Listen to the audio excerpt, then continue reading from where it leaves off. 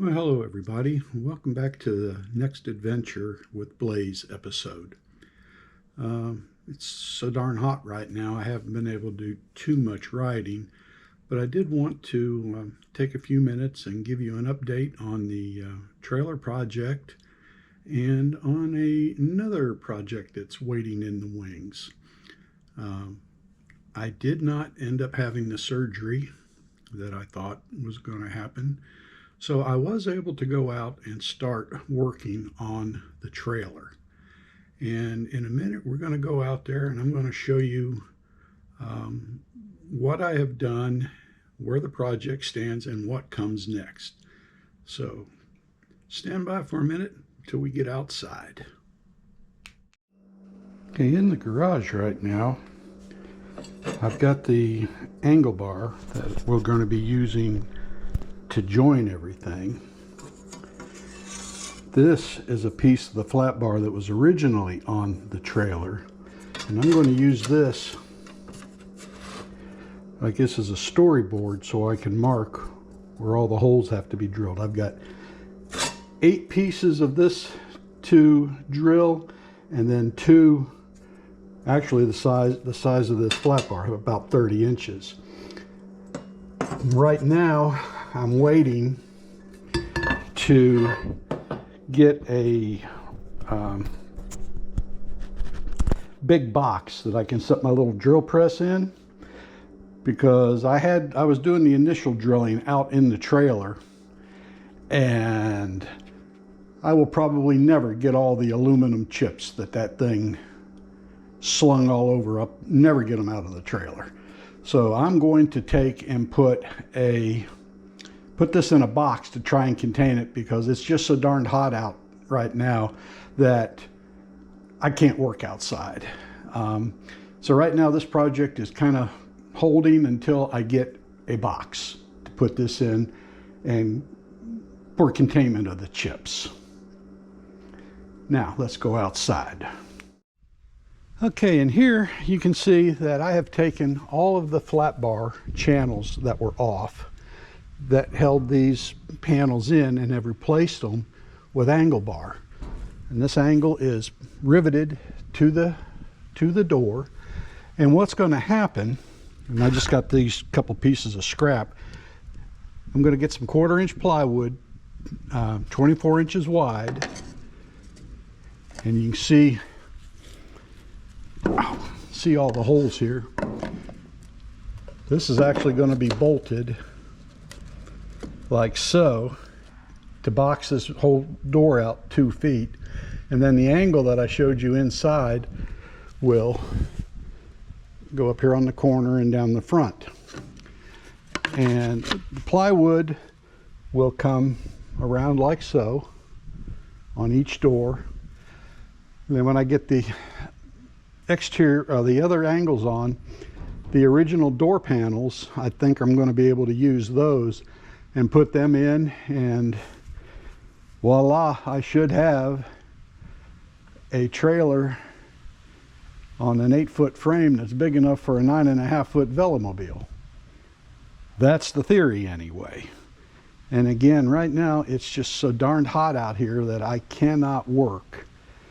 I like to passed out doing the work that I did out here. So this is kind of a slow bell right now.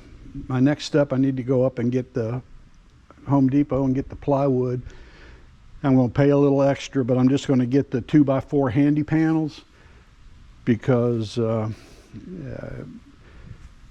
since I shut down my shop, my ability for ripping sheet goods is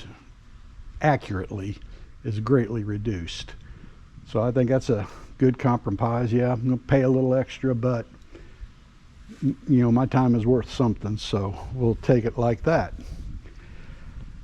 And then once I get the plywood done, I'm going to coat that with marine grade paint, so that should seal it up good. In fact, I will take, after I get all the panels cut and the holes drilled, I will paint it before I install permanently. And then of course, once that's all installed, then the whole thing will get we'll get some paint over it so everything matches up nice.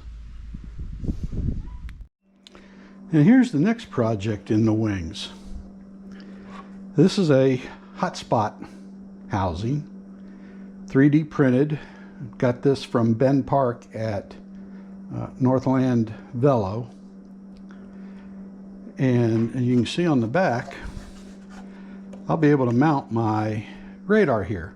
It actually came with a mount for a Garmin unit, but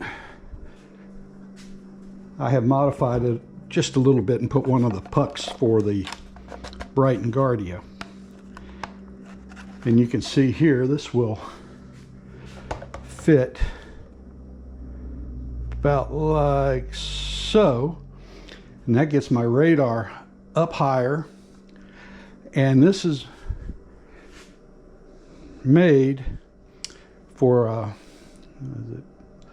Bosch & Mueller IQ-XL headlamp. That I still have to get that. The comes apart there, light will mount in there, and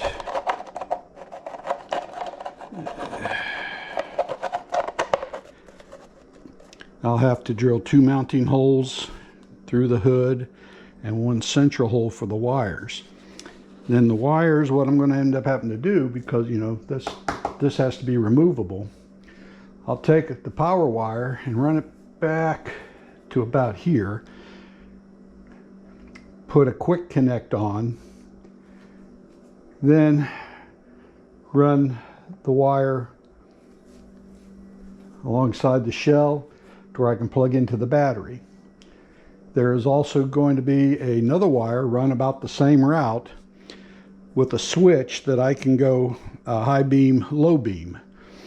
And again, that'll have a quick connect, and I'll run it through, and I haven't decided where I'm going to mount it yet. I don't, or if I'm even going to run it at all. I'm going to wait to see how when the light comes, because if the light will come on low beam just with the turning the switch on the battery, I may not mess with the high beam, low beam, because really the low beam, I want it as an high. It will replace this, and I want it as a higher, just a daytime running light to help me be seen. Next step up on this will be to, it doesn't look bad in black like that, but Tamiya makes a paint that's a pearl white metallic that should pretty much match the sides, and I think I'm going to paint the thing the pearl white metallic. I just think that will look good. In fact, that'll be the next step that I do with this thing, is get it primed, sand it down, then shoot some paint over it and see how that works out.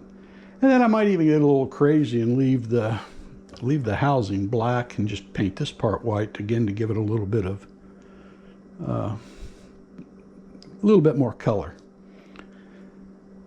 And then I have to get the light ordered. You can see right in here, that's where the light will mount, between these 2 ears sticking up, and then there's access here for adjusting it. So that's what I'm up to. One of the other projects that I'm going to do when I have the hood off doing all this other, I have yet to get these stupid metal visor clips so that they stay secure. And I've tried replacing the Velcro, I've tried dual lock Velcro, I've tried massaging the shape to have it, you know, more contact area. I'm done with it. I'm going to, on this thing, I'm going to take these ears off. I'm going to drill 2 holes in it. Then I'm going to go on the inside with sandpaper, rough it up. I'm going to coat the back side of these mounting ears with JB Weld epoxy. and let it, when I push it in, let it come up through the holes as locators. And if that don't work, the next thing to do will be pull the ears off again and drill them and bolt them to the hood. I don't want to do that, but if that's what it comes to, that's what's going to happen, because it just gets so aggravated with these things. You can see right now that's loose. And the only reason it's hot enough right now, the only reason I keep the hood on right now, or the visor on, is in case I get out and I get caught in the rain. But anyway, that's today's update. And be sure to give me a like, subscribe.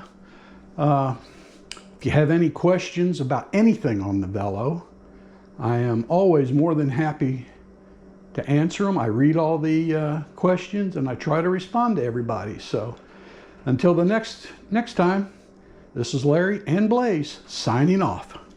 Bye for now.